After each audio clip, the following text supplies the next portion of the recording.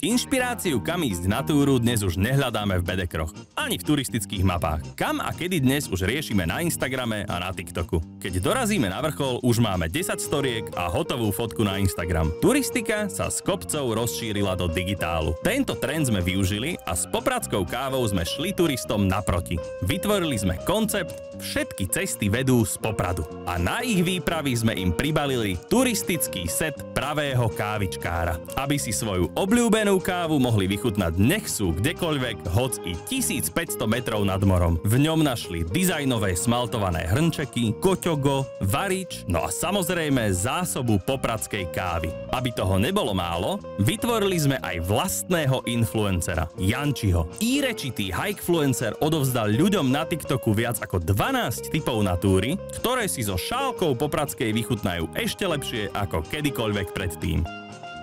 Servus. Service. Minulý týždeň zavreli tatranské chodníky. Ja teraz sa pýtam, že čo mám robiť. Však ja prídem o robotu.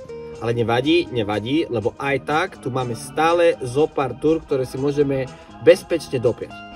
Tak začneme teda takou malinou. Také daco, jak keď si kopneš také malé, rýchle espresso. Levým podielom tak prispel k výbuchu popradskej na novej platforme. Viac ako 2500 followerov, vyše 42 000 srdiečok a bezmála 500 000 prehratí videí. To všetko samozrejme bez investície do TikTok reklamy. A neostali sme len na TikToku, ale koncept sa rozrástol na všetky obľúbené online kanály. Turistický set zobrali po najkrajších slovenských horách aj známi hikefluenceri. Fanúšikovia kávy oň súťažili na Facebooku a Instagrame. Kúpiť si ho mohli ľudia aj na e-shope popradskej kávy. Okrem profilov popradskej sme sa tak natívne dostali na Instagram profily turistov a na e-shop. Popradská turistika tak zažila v roku 2023 na sociálnych sieťach skutočný boom. Prerazili sme na všetkých obľúbených sociálnych sieťach. Na Facebooku, Instagrame, u influencerov a taktiež na TikToku. Dokázali sme tak, že Popradská dokáže chutne plniť nielen balíčky káv, ale aj digitálne platformy.